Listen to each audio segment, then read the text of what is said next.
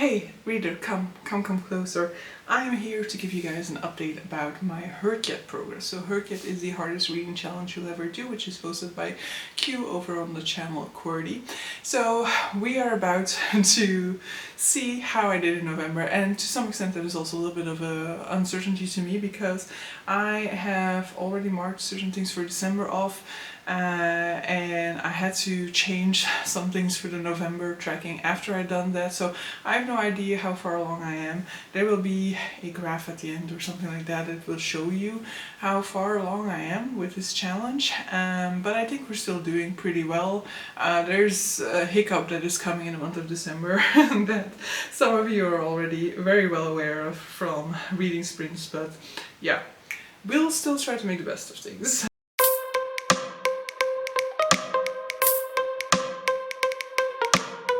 Let's just say that it is no longer possible for me to complete hrcyed. But so, here we go. So we're going challenge by challenge. So the first challenge that I'm talking about is the by the 100s challenge, in which you read books by the 100 pages. And in this one there was some progress made because I reread The Will of the Many for the 600 page prompt, and I read The Strength of the Few for the 700 page prompt. Ideally I do want to be replacing The Will of the Many at some point with another book that is 600 pages long, and I'm pretty sure that that won't be much of an issue because I would prefer not to have rereads in here, and so that would be a nice way to get rid of that one. Next up we have the series Stairway. So this is reading a standalone, a duology, a trilogy and a quadrilogy. So I have now a timeline. I made progress on one of these, but I didn't fully complete it yet. So let's just count the book that I did read in November. So that would be the duology by starting with a reread of Those Above by Daniel Polanski, which I will count because, you know, the sequel to that I hadn't read yet, so it is still something new in that sense.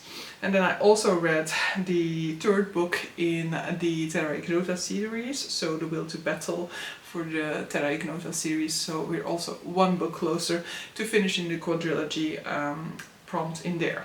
Next up we have The Last 10 Years. This is a prompt to read books published in the last 10 years. For this one we made some progress, I feel like, but I have to find it if I did or we didn't. No progress in there. And then we have all the adaptations. So the idea here is either to see the adaptation or read the original book, and in this one I made no progress neither. This one is definitely going to beginning to look like one of the more difficult ones, that it will be more that I will really have to kind of like steer myself towards, like really look into some of these, because they're not going to be things that are just going to automatically like come into my reading life. Then for disability representation I added another book, which is Strength of the Few by James Islington. I will not talk about the disability representation within this one because that is a spoiler, but it is there, I promise you, it is there. For the Heritage Months I added a book for the Indigenous Heritage Month by reading The Braiding Sweetgrass by Robin Wall Kimmerer. This is a non-fiction book about Indigenous wisdom that I read in the month of November. Then in the Around the World challenge nothing got added, but I am currently reading a book that is going to go into this one, so we'll be very close to finishing it out. Then we get to the Even Bigger Rainbow, which is to read a book that has a cover that is predominantly one specific color. I have not added anything to this particular challenge. I do think that it would be easy for me to add books to this challenge if it wasn't as demanding on what a predominantly blue cover, for example, means. So if I need to, I can definitely go back in time and find some books that can count for these prompts, but for the time being I'm still trying to see if I can naturally come across some covers that are like really clearly one color. For the spooky creatures I added the Fae Folk by reading Ritual of Ruin? Ruin of Ritual? Ritual of Ruin? can I read that on this small screen? Ritual of Ruin by Calcate, the 7th book in Kingsdown Tidings. So yeah, these books feature fae creatures in them, starting with the 3rd or the 4th book within the series. So once I figured that out, I was like, oh, good, because I really wasn't seeing, like, I don't really read much that has fae creatures in it, and I was like, I don't want like a fae romance, for example, which is like which is like the type of book that I see fae most predominantly featured in nowadays. Nothing got added to the Avatar challenge, so still only have the element of water there.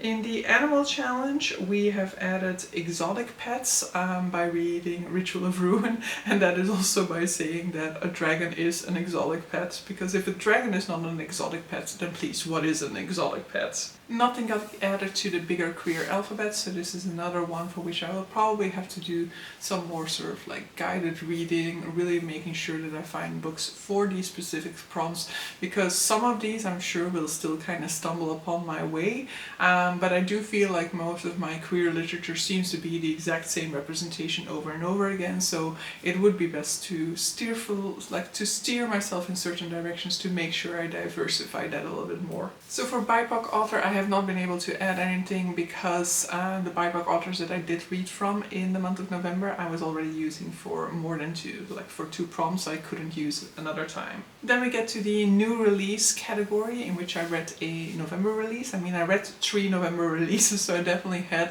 my pick in the month of November, and I decided to put The Blackfire Blade by James Logan within this category. And then for the non-fiction challenge, we are finally tagging something, we're finally logging something. I have logged the Braiding Sweetgrass by Robin Wall Kimmerer.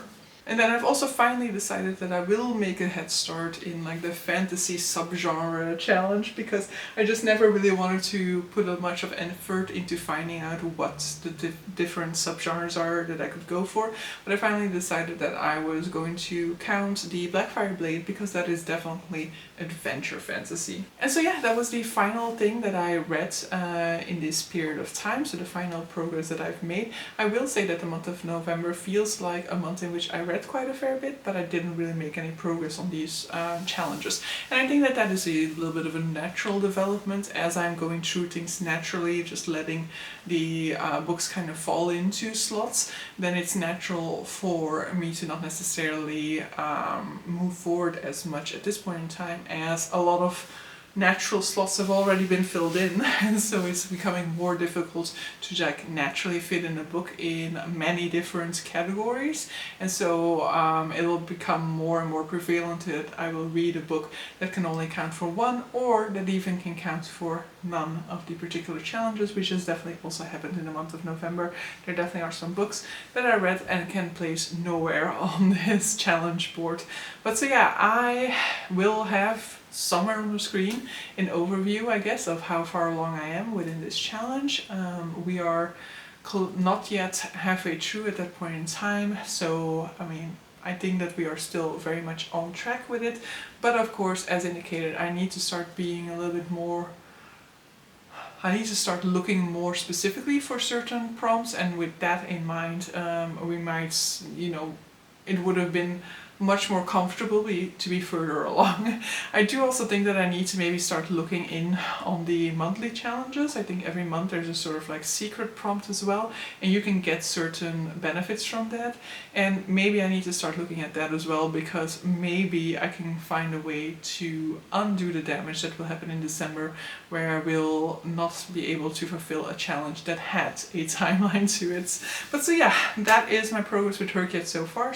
Thus far, I still very much enjoying kind of seeing how I'm getting along with this challenge, and we'll see if I still enjoy it when I do have to more sort of like specifically start certain books because of hrcyed, because of fulfilling these challenges, because I already found that to be a little bit frustrating when it comes to trying to reach the deadline for some of these challenges where, you know, like I feel like I have to read at a certain pace just because of this reason, whereas I might want to take a little bit slower with those particular reads, and then this challenge, or the fact that I left it until that late with that particular challenge, kind of works against that. But aside from that, I'm really having a good time with it. But so yeah, hope you guys enjoyed it, and see you guys for the next one. Bye!